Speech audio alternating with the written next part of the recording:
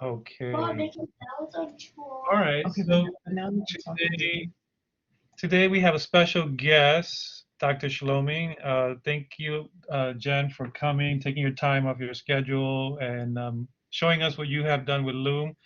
Jen teaches in the math department. She's been using Loom for a long time now, and so who better else than Jen to tell us about Loom?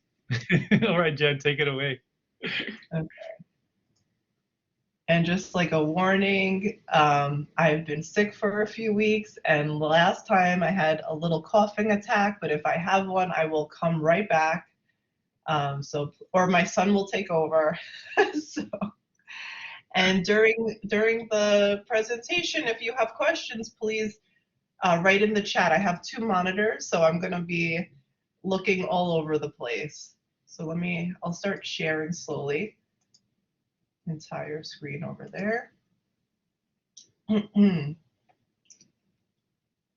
so I think everyone can see what's going on. Looks good. Okay, cool. So I'm going to start with the slowest part and actually start Loom. So for the talk. So what I'm doing, hopefully you can see everything on my screen, is, and I'm going to explain this later, but right now it should show you a little blue icon. Oh, no worries, Shelby. We were just saying hi to you. Um, and it's slowly loading. And that's just because I have so many things open on my computer. And this is the essence of Loom right here, is showing your screen and your face at the same time. And you can pick what you're going to show. So you have a choice. You could just do a camera if you want a video of just you, just your screen. But again, like the essence, the best part of Loom is, I think, sharing your screen and your face at the same time. And you can show your current tab or the full desktop. I'm going to show my full desktop. And I have multiple desktops, so it might ask me which one. And I'm going to press start recording, but I'm not going to keep it. So here you can see, choose what you want to share. And I'm picking an entire screen to share with you.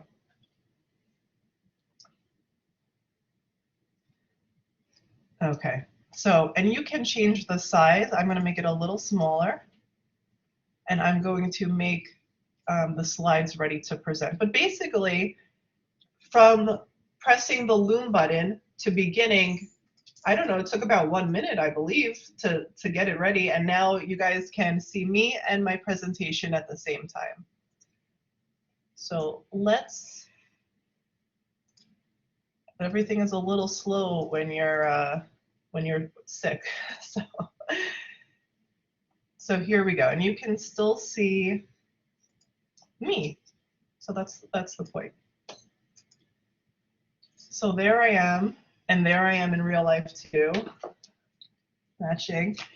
And like Jose said, I'm in the science and math department. My name is Jen, or Jennifer Shloming, and I will show you ways you can use Loom, why I use Loom, how to get Loom, and creating and sharing videos with Loom. There's so many different ways to use Loom.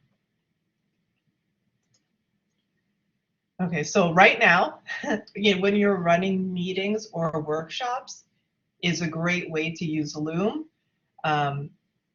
During the pandemic, when I gave talks at conferences, I always used Loom.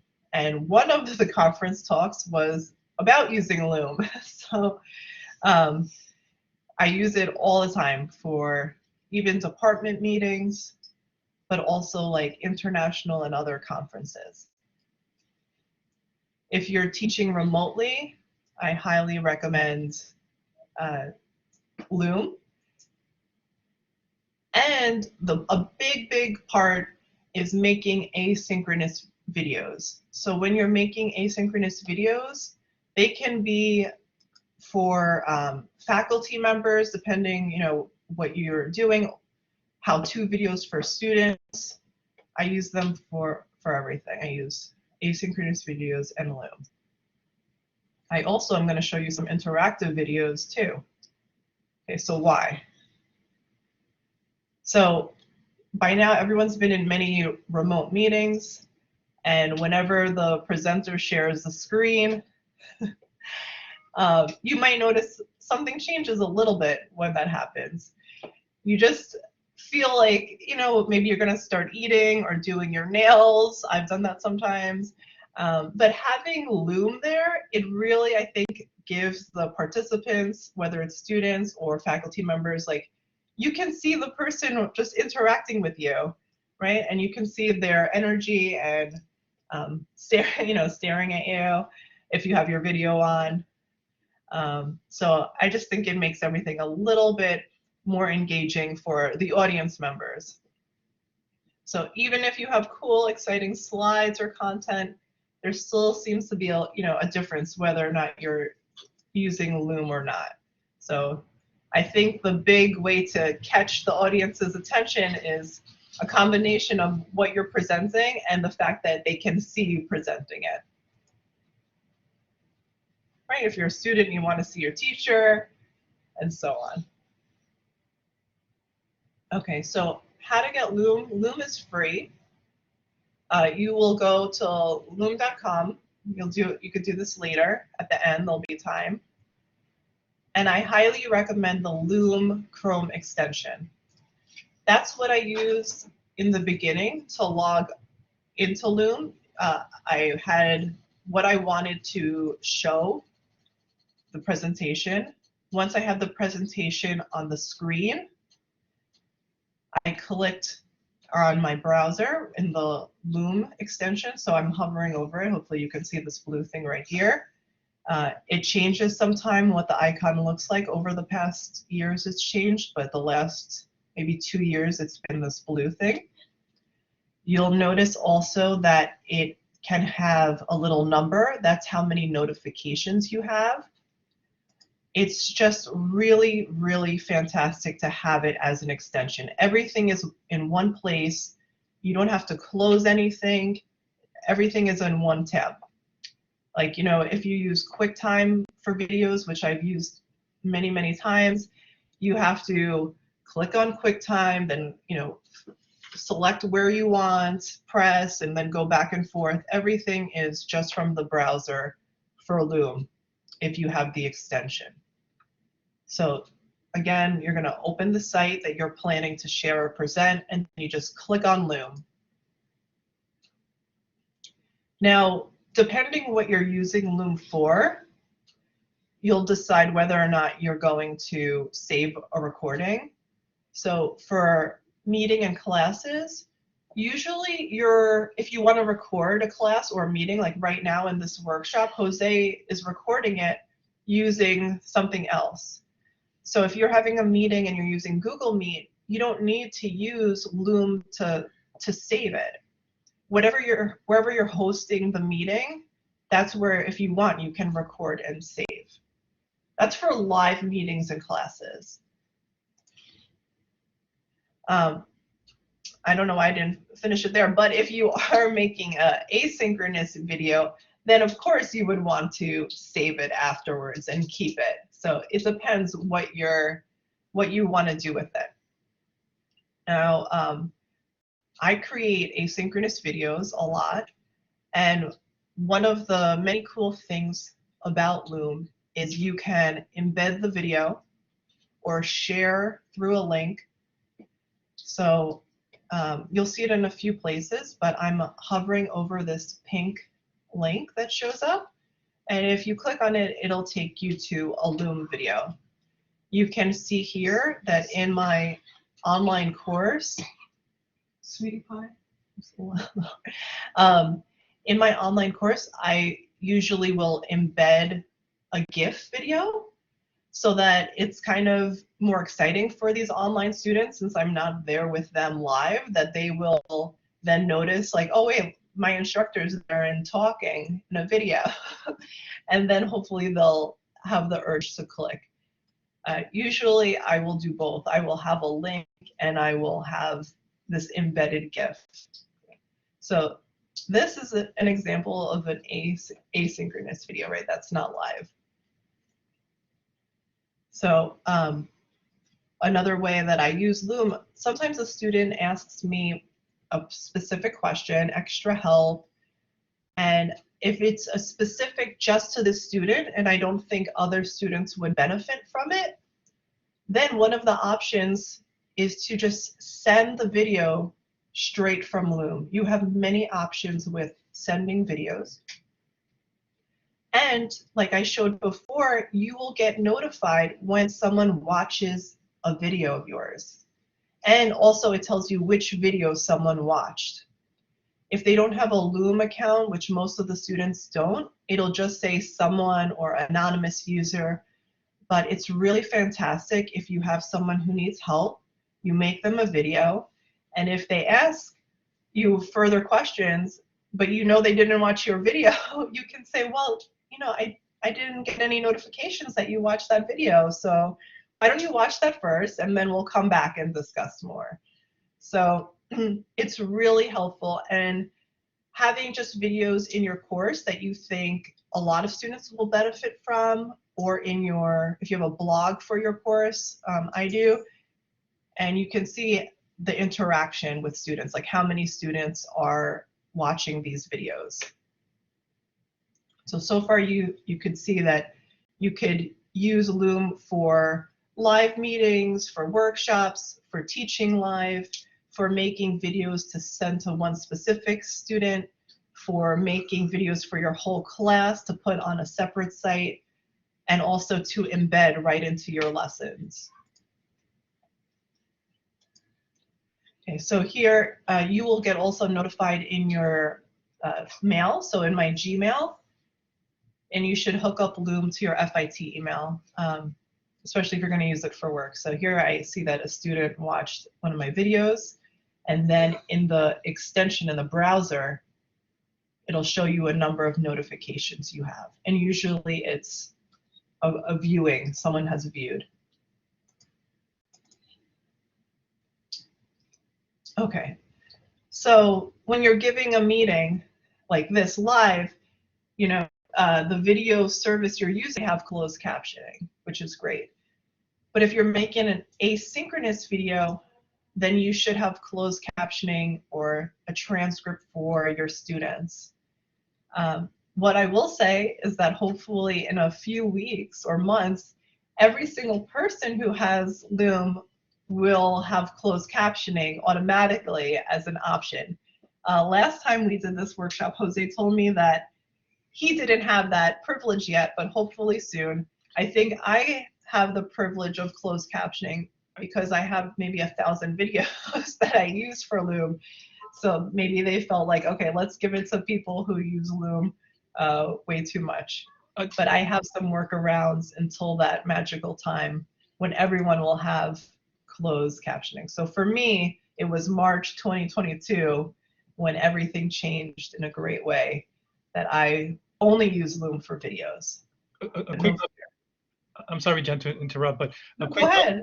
A quick update. Actually, I was able, after that workshop, the last workshop, I was able to record the video, and then I did see the captions. So you're 100% correct.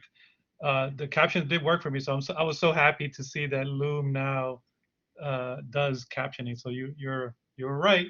Yay! Okay, well, that's awesome. So I'm so happy. So it should work for everybody now, but just in case, Loom is so wonderful. Like Jose was saying, I've been using Loom like for, I don't know, I think a decade or more when there wasn't any closed captioning. And I really think it's so wonderful that you can use it without their transcription services. And I will quickly go through so you have ideas. But the good news is it seems to be working for everyone now that you can just use their transcription services. So that is amazing. So one idea, pretty hard, is if you know what you're going to say, to write it down and then speak from what your little script. That's very hard to do. But if you have a script, then you can edit it. Not, it wouldn't take so much time, and you can put it in your course under the video. And you could see never again for me because they do closed captioning. What I did before is I downloaded most of my videos and then I uploaded it to YouTube and used their free subtitles. Again, I'm not going to do that anymore because I don't need to. But you know, if you use YouTube, if you have like a presence on YouTube, that might be something that you want to do, and that's great. I'm just saying with Loom, you really don't have to use anything else unless you want to.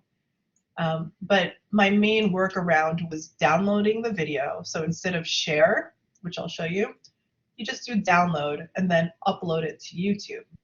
So you have different options when after you make a video, you can copy a link and then post it somewhere. You can share in different ways like I showed. You can embed the video. But if you want to download, that's how you're going to download to your computer, and then you would upload in YouTube. Now this video preferences has a transcript. So before it didn't, but now it does. And with Loom, everything should be super clear. On YouTube, if you're uploading it, there's a video elements area, and the top is add subtitles. So that's a workaround here where you download it, upload it, let YouTube transcribe it for you with their subtitles. It just took a little longer to do it that way. So here's an example of how it looks in one of my online courses, Loom. You can embed it in a link when you press share. You could also have, you know, the name of the video. And now my favorite part is once you use Loom for a while, it's pretty intuitive how to use it. I don't think there's a big learning curve, but you can use Loom then with other things.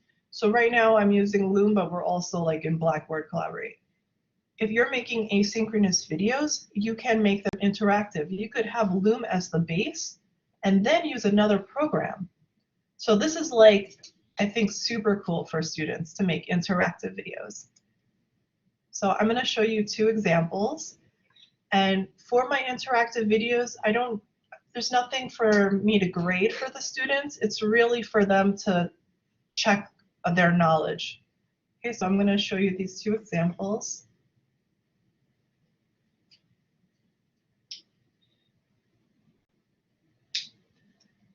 Okay, so now you can see the double Loom happening here. Okay, so the project. The project is worth 10%. Okay. So I'm muting the actual video just so I could explain what's happening in this interactive video. This interactive video is, you know, the Loom videos have a look. It's a circle. It could be a big picture or a little one. You can see that it's a little orange looking because one of my extensions is to help my eyes. So I have a screen shader. But besides for the tint, it should look the same. So here you could see it's a Loom video. I'm showing about one part of my course. And it stops the video, and then it asks a question. So the project, I think, is 10%. Continue. And then you can see here I'm continuing to talk. I'm going to fast forward it in a second.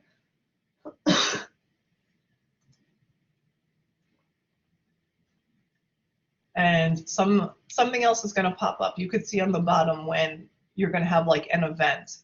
So the event can be a question. It could also be a voiceover. So sometimes I say things loudly to catch the attention of the students. Yes, you heard that correctly. So there I said you heard that correctly because I said you don't have to do the project. So in this particular course, the project is completely optional. It's only if they have time to do it and they want this 10% to go towards something else. Otherwise, the final is going to count more. So I'm just making sure that the students understand the project. I have things you can see step by step, but because it's kind of unique that they don't have to do it, I made, a little explaining video. I'll move forward again so you can see. And I move in Loom, you can move yourself so easily. I could cover my other one. And here we go. So it stopped again, this video. It says, okay, you don't want to do the project. That's fine. So then the final is going to count.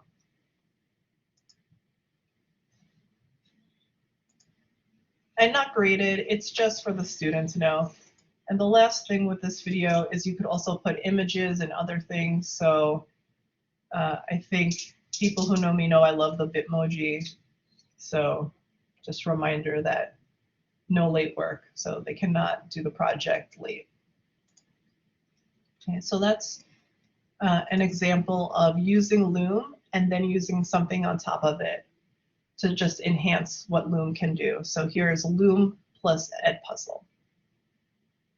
The other example I wanted to show, again, these are asynchronous videos. This is an interactive video, and again, you can see it's Loom. Since there's no tint, I made this video not too late at night. Okay, hi everybody. I just want to show you two quick things. And here I'm going to actually let the video talk a little bit, because making videos for online courses in particular, like welcome videos and how the course works, I think is super important. You're teaching an online class, the students may not come in person to see you for office hours. So videos that show your face is like the main interaction they get with you. And it could be a little scary and intimidating taking an online class for the first time, or even if the students have taken online classes different times, each teacher is different. So having your own video showing the links in the course, I think is super helpful. And this interactive video is pretty short. So I think I'm gonna play it with sound so you can see and get an idea. Oh, here I can make it even bigger too. Buddy, I just want to show you two quick things so you'll have a successful semester. Okay, first is how to contact me. If you have any questions at any point, first thing you should do is click on the course stack right over here. The most common questions and answers are posted on my course stack. Okay, I'm muting myself just because I do also recommend having a course fact for your online classes or even your in-person classes too. So every time I make a course announcement to my students, I say, please remember, if you have any questions, contact me, but check the course fact first. So I have a link in all my courses where I have questions and I tag them so it's easy for students to find. And before, you saw in this interactive video, it popped up a link and took you somewhere. So I just think it's so cool, the interactive videos, what it can do. Here, your name and what section we're in. The other, okay, and in this interactive video, it stops playing automatically, and then it asks the student a question. And here, if they get it wrong, it goes backwards and it replays the part where it said the answer. So here I'm showing how I prefer the students send emails, like using the actual email link on the course site. But let's say I clicked on however is easiest. If you don't see your question or answer, you can see that it brings you back. Okay, so I'll just fast forward here. Just showing them the course and what to do. And there's one more interaction. So let's look what that is. Okay, that's it. Have a good semester. Okay, and then just a little summary here for them. So when you have questions, what should you do? So they can do everything, but the first thing is they should click on the course fact. Okay, so that is Loom. Okay, hi everybody. So that was Loom with asynchronous videos and just showing what else you can do with it. Okay, so I already mentioned it. Like, there are just so many different ways to use Loom, but course information in the beginning of the semester, I would do it. Tips for the course, so like students have tips for success, and really anything. So I'm not going to play all these videos, but you can see I really use Loom a lot. Not for every single thing, but really I have a tips section. I think this is like just tips on how to be successful. Okay, hi everybody. I just want to show you two quick things so you'll have a successful semester. Okay. So again, this is an asynchronous video of how I'm using Loom, and I think this is a different course. This is quite a while ago, and it's just like the students get to see me. They get to learn the important parts, like the course FAQ, the course frequently asked questions area, and how to email me. And I try to make all these videos where it's a tips video or course information video. I try to make it less than 2 minutes. Okay, bye Sarah. I'm glad you got to come. So for some videos I make them quite long, but for like quick tips and this, I really think students, it's a higher probability of them watching if it's 2 minutes or less. Just like attention span and everything like that. But here I'm mostly showing tips and tricks, but before I had mathematics content videos. That's really like the chunk of the course is like how-to videos with the content. But I also have how the course works. Okay, so let's see. Course explanation. Create. Okay, so you can create videos with a picture instead of using your current image video. If you're making how-to videos for one student or for many students, and let's say you only have time to make this video late at night, which happens to me all the time, sometimes I just don't want my students to see what I look like at 4 or 3 in the morning. So I use a picture instead. For Loom, if you're allowed to share your screen and video, but the video might not be live. It just might be a picture of you. And the picture can be whatever you want, or it could be a Bitmoji. I still think it's nicer to share something of you, whether it's live or not, doesn't matter. I think live is like the best option. But if you are not feeling well one day and you still just want to make a video, I recommend doing share your screen and video like I showed in the beginning, but it doesn't have to be your live face. And here we talked about so many different ways to use Loom. I'm throwing out another way is I sometimes make videos, this is a very long one, of me playing a math game for my students to watch. And even though I don't have my video on, that's you, Lucy. This is a very old picture. I think if you're excited, it doesn't matter. Like the students will feel that. So here I was playing a game to explain correlation using Loom. And it's great because the students can watch it as many times as they want. They don't have to watch it, rewatch it. Okay, a student. Okay. A specific student asked me to explain how I knew correlation really well just by looking at a graph. And that's how I came up with, oh, let me show this game because it really helps you guess well. So I know Shilpi teaches statistics. This game is so good. It's called Guess the Correlation, and it's really fun to play.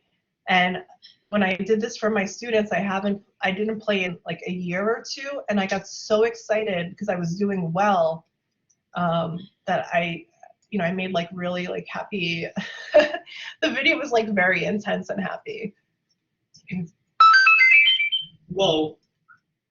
Okay. So like, during the video, I know you should, it's really good. So like during the video, even though it wasn't my picture, I mean, it's just a picture, but it wasn't live. You can hear my excitement because I was doing like really well. So, I would say like, whoa, my goodness. Like, I can't believe it. I was laughing. I was having so much fun. And, one student asked for it, but then I posted it just like in case anybody wanted to watch. And then it looks like, 4 other students watched it. So that's cool.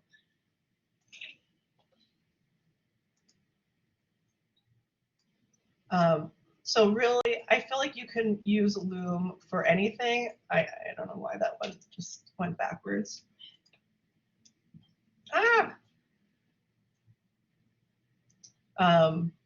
But like, even in presentations, like if you're presenting a topic, you can put yourself in a Loom. You can really just use yourself anywhere. Like, I think everyone should try it and see how it goes, see if there's a difference with things.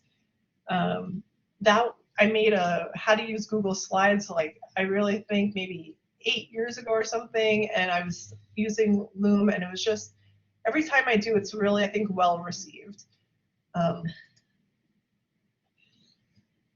So, to be used in meetings, class, but here I wanted to show you. Okay, this might look familiar to some people. During the pandemic, I had to ask instructors to sign forms. So I made this simple Google Doc with how to, steps how to do it and screenshots. And if you take a second to make a quick Google Doc, what you would do, you just go to the browser and you click on Loom. And just for a minute, especially when you have everything written down, what you want to say, it takes, there's no prep time. Everything is there. And here I added last night. So before, because I'm going to use this again probably next semester, I have a link so you could watch me explain this. If it's confusing, faculty can click and watch. And here you can see I embedded the video so they see it is an actual video of me. And you can see the oranger, the more orange it is, the later at night the video was made. So if it's looking very orange, it must be like, after 4 in the morning. So if you're sending something to colleagues or to students, like how to do a particular assignment, wonderful idea is have it written down in a Google Doc with, steps, and then just a quick Loom explaining it. It doesn't take that much time, and it just shows the students or faculty members like you're really trying to make things easier for them to understand. Yeah, I'm almost done. I know I'm just trying to show as many ways to use Loom as possible. Okay, so you're gonna go to loom.com, and right now, if you would go to loom.com/home, they actually have how-to videos on their homepage. So even though I don't think you need to use the how-to videos because it's pretty like self-explanatory, they do have a couple there. And they have a library on the side and notifications. So I'm going to show you what it looks like.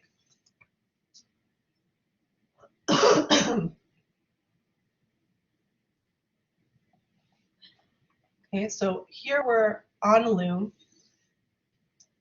and you can make Looms on Looms, because here I am and we could play Looms.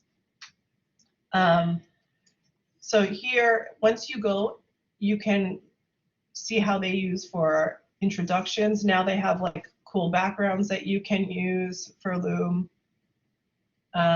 with a meeting, presentation, and so on. Here you have the notifications. Uh-oh, my throat is starting to hurt.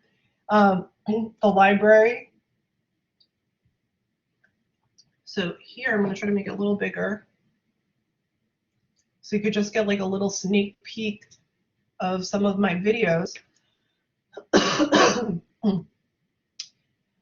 And you can see like some are not posted anywhere because I'm making videos for like future semesters, and some are videos with my picture, so, or with a child, like this one over here has my son Benny in the video helping me. And if you hover, you could see that I'm starting to talk. So it's pretty cool. You can see the video, how long they are. And I really try to have the title as descriptive as possible in them. And I mean, really, I use Loom all the time. So there are lots and lots and lots of videos. So you can see here I gave a pre-recorded presentation workshop, 30 minutes, and there's no time limit. So I usually don't make super long videos unless it is like a workshop or conference. So bubble tea video for my students and so on. And I think that's it. So please, if you have any questions or want to see any specific videos, please let me know. And thank you for listening to me. Are you done?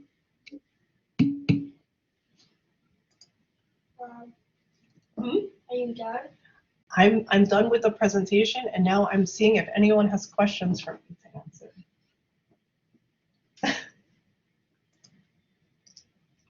Now are you done? No, sweetie. Any questions for Dr. Shloming? Well, we have her. I know she's gonna run off and Is posted on the site. I could send you the presentation, no problem. I can share it with you right now. I gotta say, Jen, while I was using, I used Loom before, but after your last presentation, I was using it more, and I found it to be so easy to use. I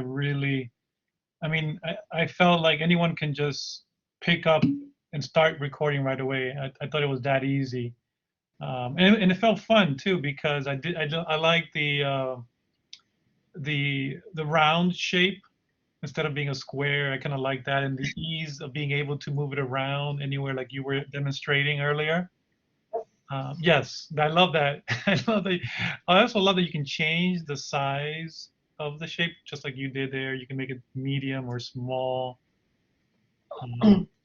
Yeah, I in the last workshop, I think someone has said like, oh, what's so great about this one? I've used other ones, and you know, I have used QuickTime. I've used Screencast-O-Matic.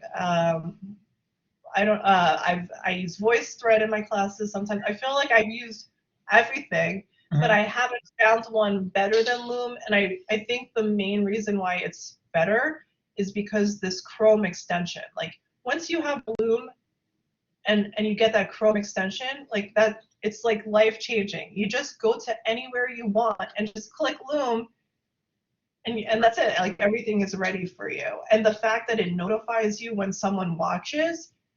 Is there any other video that does that? I don't know.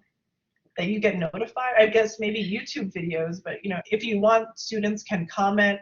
I actually like, I have different options, and I always pick like students can give emoji reactions because you know I love emojis and emojis. But, yeah. So for a faculty member with little experience can easily pick up Loom and begin recording.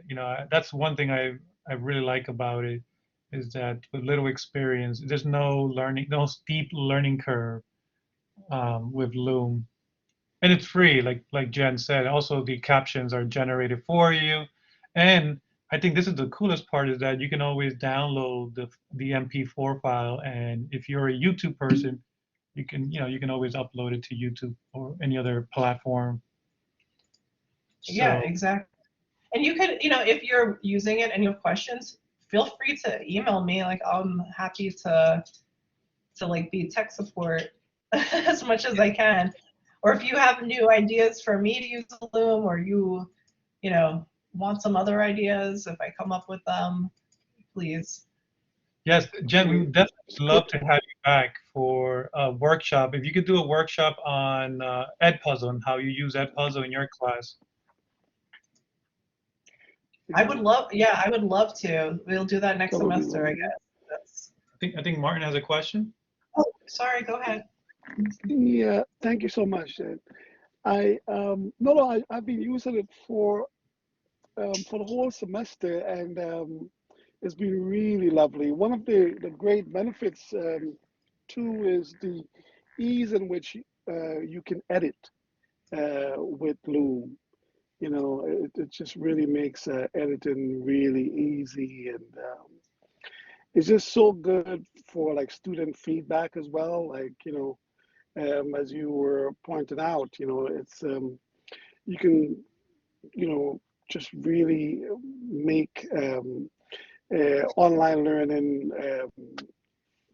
as close to face is humanly possible Mhm. with Loom, being able to like give students great feedback and almost like, it's almost immediate, and sometimes they're surprised how quickly you respond because it's so easy to use, and I I love it. completely. And then Com- if a student is having an issue, they can, they can use Loom to show you exactly. I mean, they can do a screenshot too, but they can actually show you, the steps that they're taking with Loom and what kind of problems they're having, just in case they're having any problems. And you know what, I should include a slide on that because I keep saying like how we, as faculty can use Loom, but like completely like how nice for students to do something like even, do a project, or if they have a quick question with something, when someone has a question for me, I'm always like, can you just share with me your assignment so I can see what went wrong? So it's Yes. so great if they can share their screen and just walk through it too, and then you could even just comment on the video. Right. Yeah, and next time I have to remember to show more of like the course fact, because when it's not just one student, or it might be one student asks a question and you're like, you know what, that was a really good question. I'm going to have it for like all my students to just quickly have videos on your like blog or wherever, so that any student can find. It's really super super helpful, because if you're making a video, you took the time to make a video, so you might as well get as much like clicks as possible for students in the future. So if I make a video, even if it's 10 years ago, I will still, I'll have it posted so students Mhm. can see. Right. That's I an wish, excellent. however, yeah, Sorry, go ahead, Martin. Sorry. great. No, I was just saying, I wish we're able to track more accurately, you know, student views, because all it says is, to me, in my experience, is that it says a student has viewed your video. It doesn't say if you send it to the entire class. It doesn't give you a sense, in my experience, all of the students that have seen it thus far. Unless they have a Loom account, it'll be like anonymous or views. Yeah, Yeah, that's for sure. but That's like, it only tells me a student. It doesn't say another student or another or five students or whatever. Is that your experience too? usually I get a notification the first time someone watches a video, and then if I go into like my Loom homepage, it'll tell me like right in the homepage, if you look at a video, each video, I Mhm. think it shows you how many views it has. Okay, perhaps I didn't pay close attention to that part. So if like one of the me playing that game, like guess the correlation game, I made it for one student, but I just saw when we were doing it that it had 5 views. So unless I counted 2 times. I don't know who saw it, but it was at least viewed 5 times. I think it's like unique hits, but I'm not sure. Great. Thanks so much. I have to leave now, but Thank you for I'll be reaching coming. out to you if I have any further questions, or if I need to do something that I'm having challenges with, which I don't anticipate. It's just so easy to use. Yeah, but also if you email me, I'm gonna put my email in the chat. Please remind me of like cool ways that you use it with your students, or because I mean I really should have mentioned like that whole other side of like how wonderful it is for students to use it as well. Absolutely. Okay, so I'm gonna grab your. Thank you, Shilpi, for coming. Yeah. Take care, guys.